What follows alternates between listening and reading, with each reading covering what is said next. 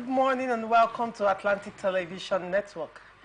This is Atlantic Blowout. Atlantic Blowout is a syndicated live program of the network featuring chit-chatting and conversation on special interest topics, news, stories, and events through correspondent reports, expert analysis, and stakeholders analysis. Today on Atlantic Blowout, we look at Ogun State. Authorities seal 3 churches for noise pollution. And on Kogi State, court orders charges against Bello be served through lawyer. On governance, President Tinubu committed to improving lives, Vice President Shetima says. And on corruption, EFCC indicts Yahaya Bello in school fees saga. Still on corruption, EFCC arrests Sirika over 8 billion naira laundering. And on education, FCTA confirms shutdown of school for bullying. Do not go away. When I come back from this break, we delve right into the show.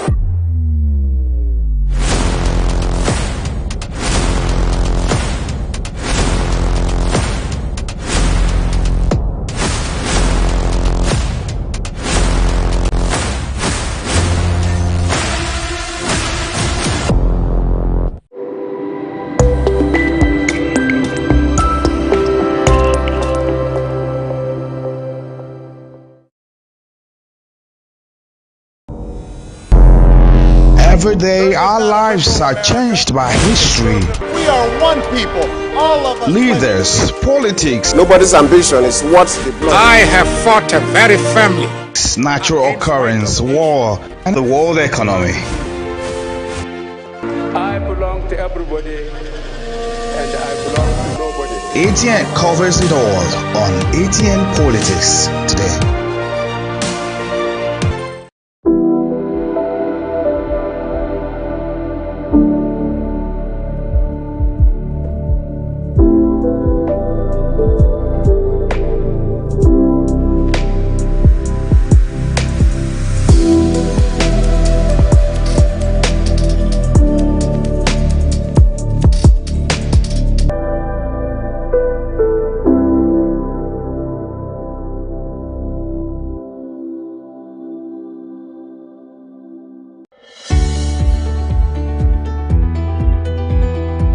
People into the country illegally. That is amazing. Honorable You human trafficker. Honorable You understand.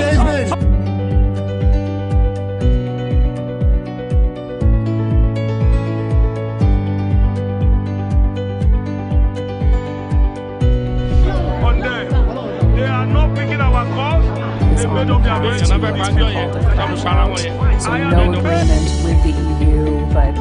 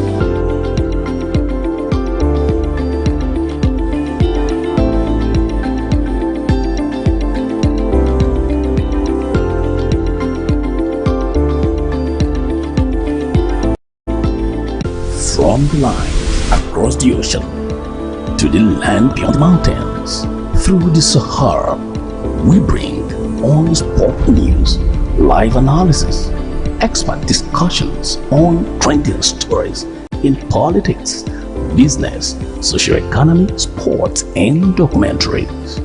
So catch all the updates on the happenings around the globe. Stay focused on the fact today, only on ATN.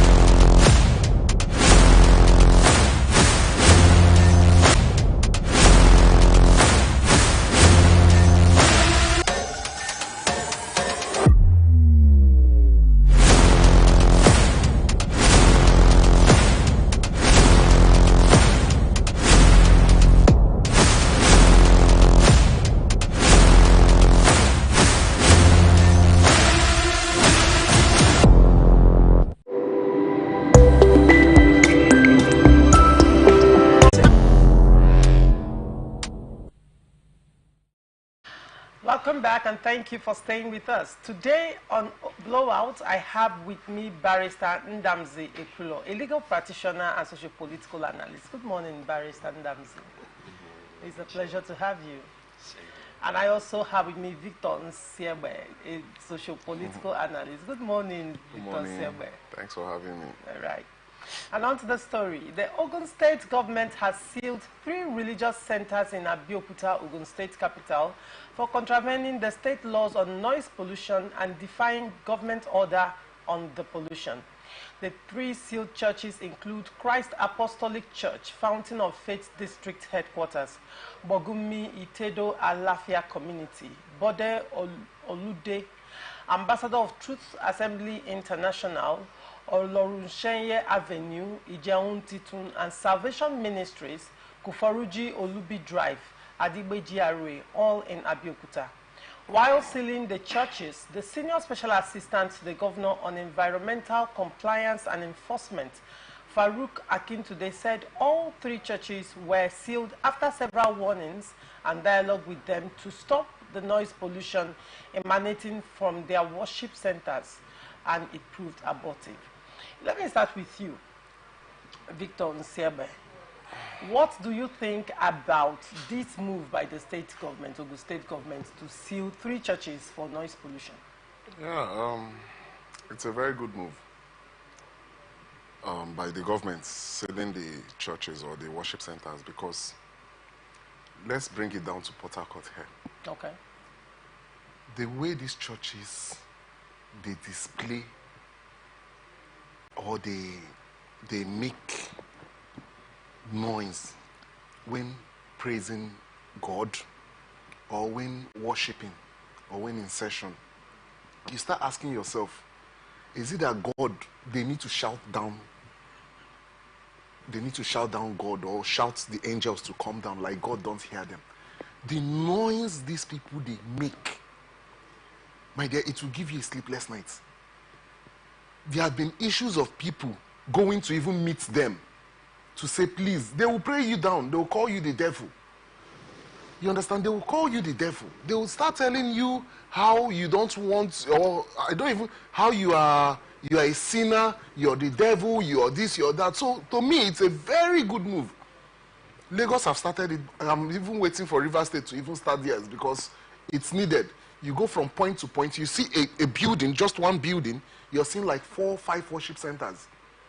This one will be in a praise section, the other one will be in a worship section, the other one will be in prayer section, and all they are shouting. The next minute, this other one will start their own prayer section. So which God are they even worshiping? Which God are they worshiping? God that listens, he have our ears. You don't need to start shouting. Even in the Bible, Hannah prayed silently and God listened to her. You must not shout. Shout, shout, shout. It will not help us. So them, what's it called? closing or shutting down the worship centers. It's a good one. But there is this name there, Salvation Ministry. I don't even know if it's a part of the, it's the Salvation Ministries we have here, because I know they are not that loud. So I don't know this particular one, where they are coming from. All right. Barrister Ndamzi, from the legal standpoint, what do you have to say about these developments? Thank you very much. From the position of the law, Section 18, Sub 1 of the 1999 Constitution guarantees right to worship, conscience, and of religion. But that doesn't mean because we have right to worship and religion, we will now use our rights to infringe on other people's rights, because it is right that where your right ends, another begins. So I commend the position of Ogun State government, in sealing the churches over there, because looking at the details, it is believed that they have been warned or they have been notified on several occasions, and the noise pollution still. When they talk about evangelism, could it be as a function of evangelism? You know, the speakers not inside the church, because when you're coming to the church already, they believe either you're a born again or you are well on your way to giving your life to Christ, or at least you are in the environment where it's God. Like, you see that mentality where there are no boundaries. There appears to be a thin line between religion and entitlement. Should I use that word, entitlement? Let's speak about the entitlement mentality of the religious sector. Yes. First and foremost, the Bible said during the time of Jesus that he went about doing good and healing people. And we also know that evangelism is one of the commands. Made it so possible that we have these noise containment facilities. They should, check it out and employ same. Because bringing out a public address system outside will mean infringing on the rights of the people. So I strongly advise that churches should maintain high level of decorum, do it decently. So because the Bible made us also understand that our God is a decent God. So God being a decent God, he expects us to act decently, not causing.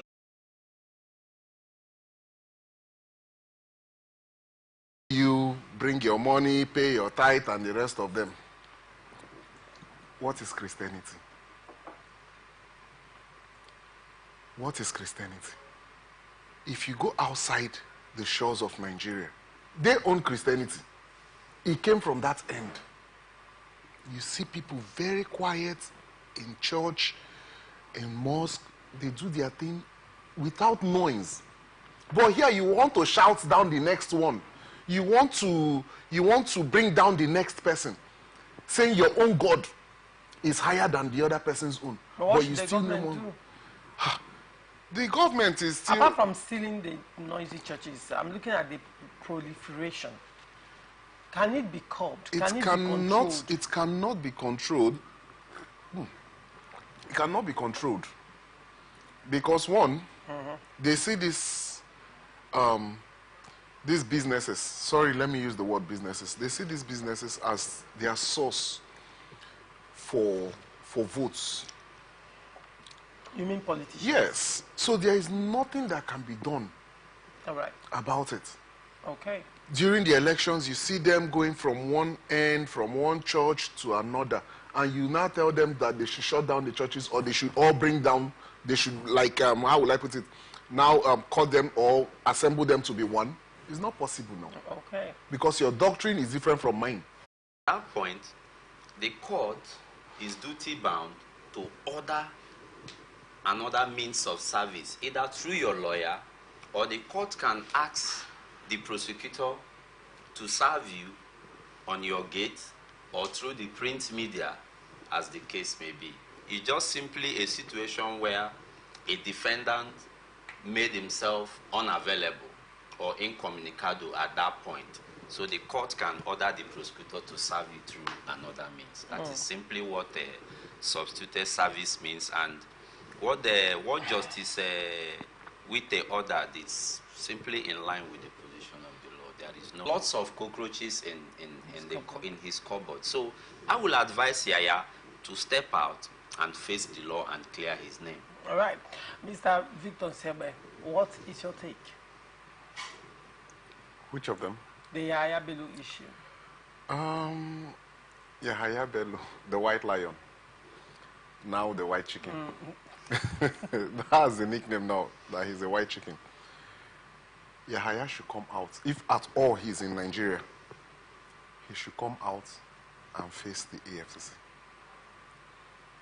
Hiding from or running from pillar to pole, trying to evade arrest or something, is even putting him in more problems. You understand? Because I had the EFCC chairman on TV saying they have been paying for your children's school fees up front to the tune of about how many? $720,000. You're paying for your children's school fees up front. And you don't want to come out to clear your name. And your cousin, the governor, is coming to your aid to help you escape arrest. So, I don't know. The problem is with the courts. It's with the courts. Having up to, giving injunctions and no injunctions, not to prosecute and to prosecute. What kind of this thing is that one now? It's not nice. So wherever he is, they should fish him out. Improve the lives of the people, but we all know that implementation have always been a problem. Now they're talking about the girl child education, women empowerment and all that. The question is, how many out-of-school children have government assisted? I chanced into National Bureau of Statistics tabulation on poverty index in Nigeria. It is very alarming, more than what it used to be.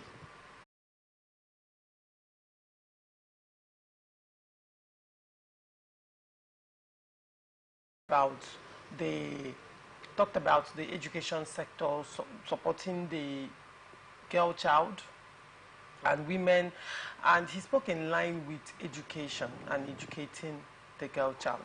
Now, when you look at the 2024 budgetary allocation for education, the education sector got 1.5 trillion naira, and in the total budget, it represented only 6.39%. And according to UNESCO standard, it fell 15% below the standard that UNESCO has given for education in budgets, especially for developing countries like Nigeria. Now, Nigeria has been grappling in the education sector, starting from infrastructural deficits in education sector to proper remuneration for teachers and lecturers and professors alike. Then you also talk about the syllabus itself, and some boils to mind as to how much they allocated to refurbish one of the best houses in the world. You could allocate such huge sum of money just to repaint, buy luxury chairs, fix luxury equipments in the villa. But you are not thinking of the people. See, there are out-of-school children in the creeks. There are out-of-school children in the war-torn northeast. That University of California's budget, it's 2 times Nigeria's whole budget. If a university could have a budget that is as robust as that, then we are joking in this country. All right. Now, Mr. Victor Nsebe, let's move a bit from the federal government and look at other arms of government. First of all, let's go to the legislature. Now, with the recent budget padding scandal, Senator Ningi came out to say a lot of things, and it revealed some truths came out, and some legislators actually came out to say they did receive constituency projects, monies for constituency projects, even up to the tune of 500 million for some people and $1 billion for some people. Now, depending on your rank, they say they have ranking senators.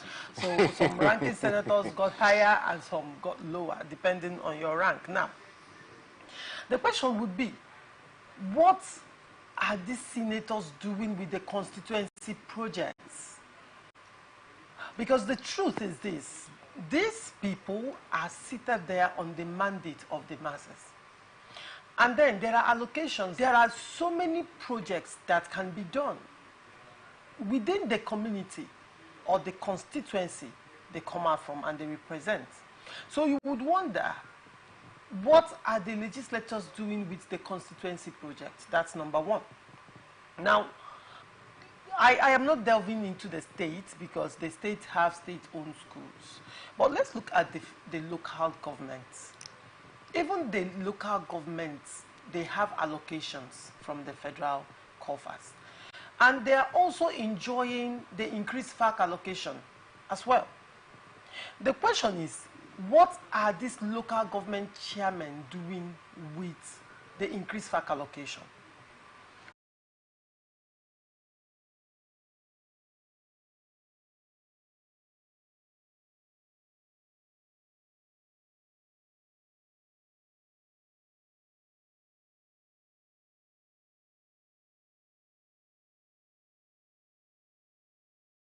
Of course. Projects. Now, yesterday I was in my community. I started laughing. I was like, is this the hall, the constituency project, whatever, whatever? And someone, I don't know, that should be a rumor or an allegation that the guy received 500 million. I was like, wow. And this is what he's putting up here for you people. And you people are dancing. During the time of Goodluck Jonathan, my rep there from Port Harcourt here, she said she was building a school. I can't call her name now. That she was building a school, a government school inside the River State. With regards to constituency project, why are Nigerians and the FAC allocation they are receiving? Because, I mean, the pressure is on the federal government and the state, but these two arms of government appear to go unnoticed. Barrister Ndamzi, what could be the reason? Yes, you see, Nigeria, I think the populace is fed up with the government. Nigerians are fed up entirely. We call them out. Then in investigating and prosecuting, EFCC becomes selective in doing this job. I should be proven wrong.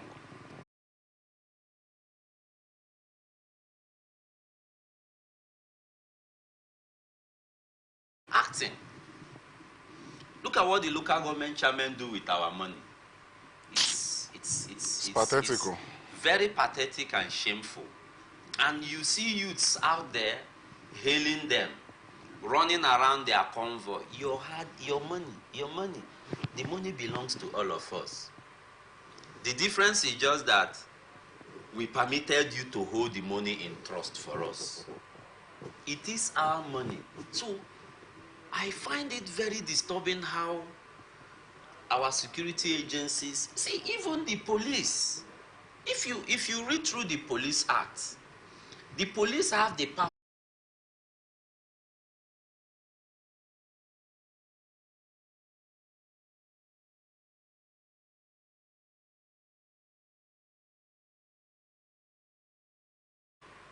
resources invested through the Nigerian Police Commission, have that reflected on the officers? The answer will be no. So, somebody need to ask question. Then also, the police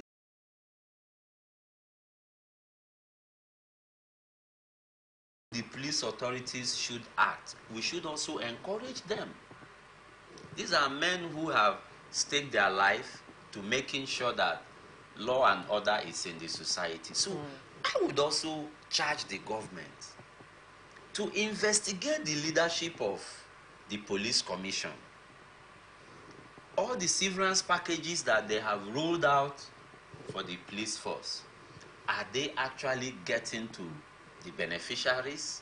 Then secondly, government should do more on the area of increasing their salaries and other benefits due Nigerian police. Because by the time they are encouraged with good pay, I think some of the corrupt practices they involve in will be a thing of the past. I said it.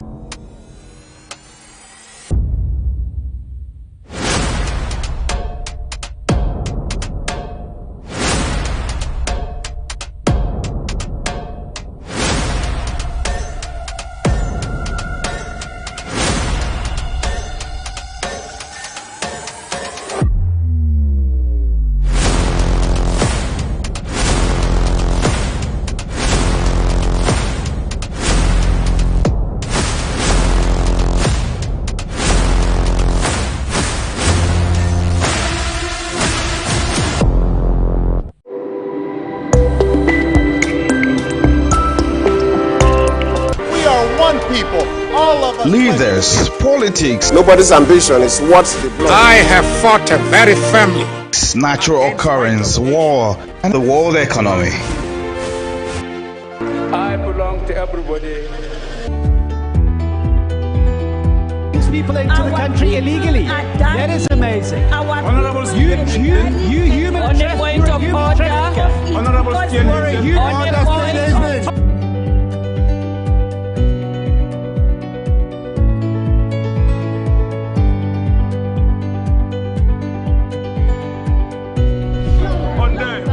They are not picking our calls. They made up their minds. So no agreement with the EU, but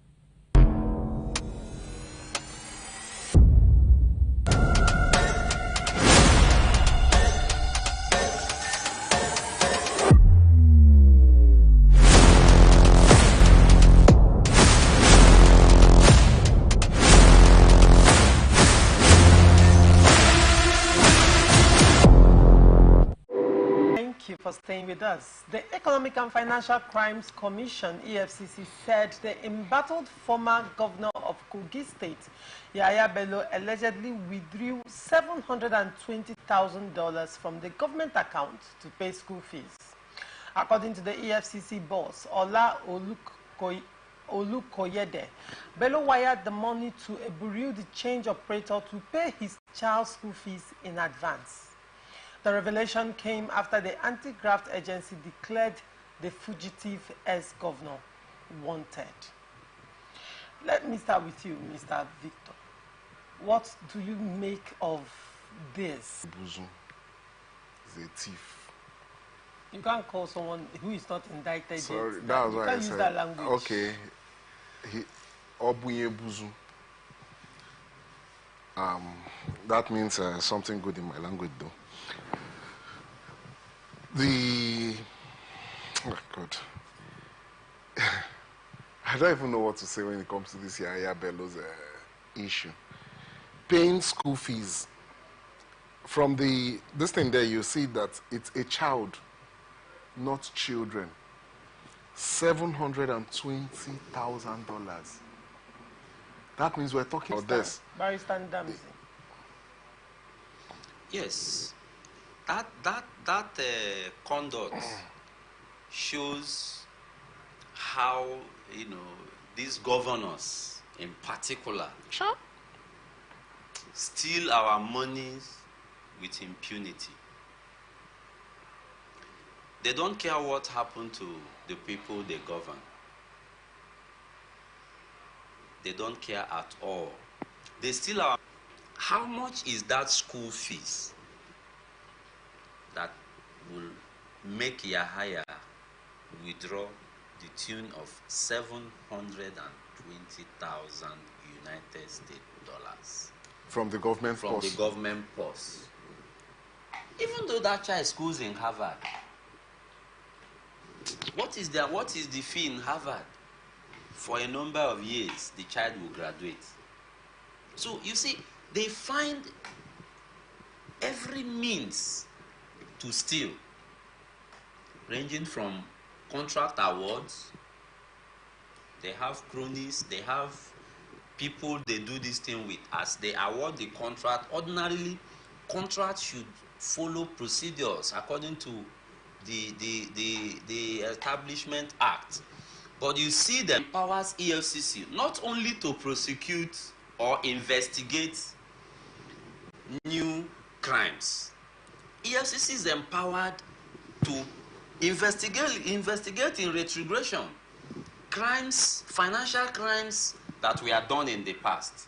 EFCC is empowered under the law to reopen those cases and bring the culprits to book. So we are charging them. They should look at from 1999 to date. EFCC should make Nigerians proud. They should stop all this publicity.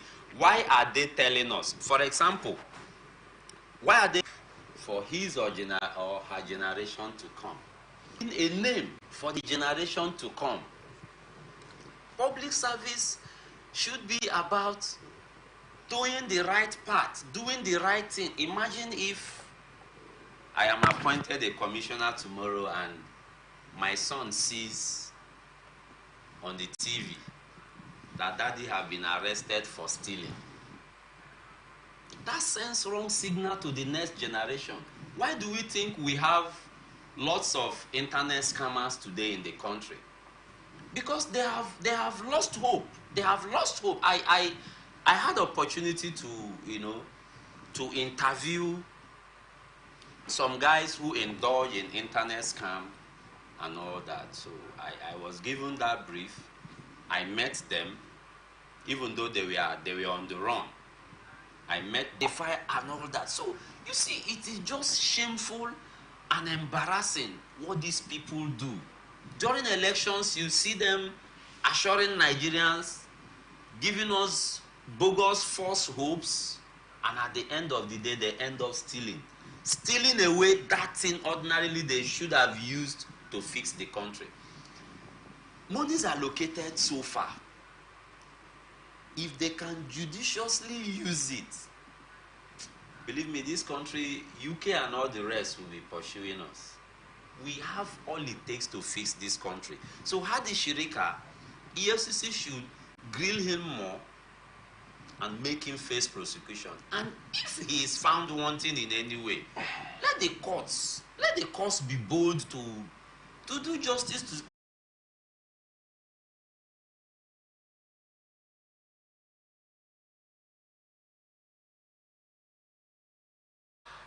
his brother's company. Don't forget, his brother is also a level 16 civil servant who has a company and receives monies from Hadi Sirika to the tune of billions as contracts. You know, this man's arrest had been long overdue. He awarded a contract of over how many billion? 23rd of May, 2023, to his younger brother. The, what's it called? Nigerian Air. I think it was done some days to the expiration of the previous administration. In aviation. Not just aviation. They've not even started. I urge them to start. They should do proper and thorough investigations in other ministries. We have transports, we have housing, we have works. If you go deep down, you know that his own is just a tip of the iceberg. When it comes to stealing, and this guy, he's so proud, like they are telling you they are untouchable. Remember the humanitarian lady? What's that? Is it Hadiza or what? I've forgotten her name. Hadiza Farouk or something. See how much was sent to her ministry. How did it happen? The corruption in the previous administration was too much. So I urge the EFCC, not just Hadi Sirika, they should go to other ministries. They should investigate other ministries. And like my learned brother and friend will say, the judges are our problem. The next minute, after everything, you start seeing option of fine. EFCC will be parading young men, young boys, young girls. It brings me to one, what's it called? African China. There's this musician, African China. He said, poor man wait thief Gary, then go see him face for crime fighter. But rich man wait thief, you know they see their face for crime fighter. That is what is happening. The EFCC, they are not trying when it comes to, they are not being fair to Nigerians. Because the rich that they are supposed to disgrace, they will not disgrace them. But the poor man that will steal maybe $1,000 or $2,000, you see them giving them placards and everything, embarrassing their generation. But the rich, they don't embarrass them. I bet you by the time they get Yahaya Bello, they will never give him that their board to hold. Because he's the rich. They will not embarrass his generation. But if they should give him that board, his children will come up to see that thing, because we're on internet age, they will see it. You're talking to me, look at your father. I will browse it and look at your father. So that thing, they will have that shame. But right now, it will not happen. They have arrested this man, Hadi Sirika. The younger brother is singing and everything. But I bet you will not see them. At the end of the day, they'll just maybe a plea bargain or something, and it will just go. It will end. Let me also add that, there is this current trend out there now with EFCC, and Nigerians need to watch it.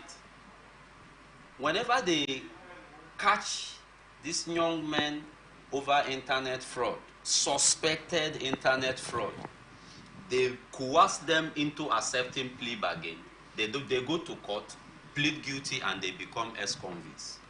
I can assure you that we have young men out there, so many of them who are already ex-convicts. That is the current trend now they are doing. So Nigerians should watch it, and EFCC should be encouraged to stop that trend. They are making our youths out there turn ex-convicts overnight. They are counting numbers. You arrest someone over a suspected crime and they are negotiating for plea bargain. The next thing, they go to court, plead guilty, they become ex-convicts. So EFCC should be encouraged to prosecute these our big men to serve as deterrent to the younger ones. Because if you cannot successfully prosecute and convict the bigger men, then I wonder what we are teaching the younger generation. All right.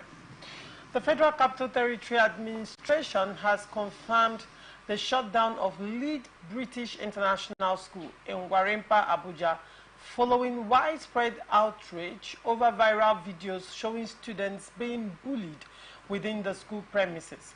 Correspondent earlier reported that a staff member of the school had announced the shutdown of the school for 3 days after the Minister for Women Affairs, Uju Kennedy Ohanenye, paid a visit to the school on Tuesday. When contacted, the Public Relations Officer of the FCT Education Secretariat, Kabiru Musa, confirmed that the school has been shut down by the Honorable Minister for Women Affairs for the stated period. Now, let me start with you, Barrister Ndamzi. Bullying in schools, particularly in these highbrow schools, appears to be on the increase. Do not forget the recent demise of a young boy, I think that was 2 years ago. 3 years ago, I think. 2 years, I think, who was beaten and never recovered from it. And that was Dowen College, actually, and that boy never recovered from it. And the parents were fighting for justice, they never got. And recently, after the whole debacle, not too long ago, the school has been, set free by the judiciary, as well as the students that were allegedly the bullies. Now, in this case, the Minister of Women Affairs have been able to immediately intervene into this matter and shut down the school for 3 days. What do you have to say about bullying in schools? And then schools covering up these acts by students. What is going on in Nigerian educational sector? You see, that shows how our system is gradually going down. We have a system where the fathers are no more showing good example to the children, and they take these bad characters out there to interact with their fellow peers in school.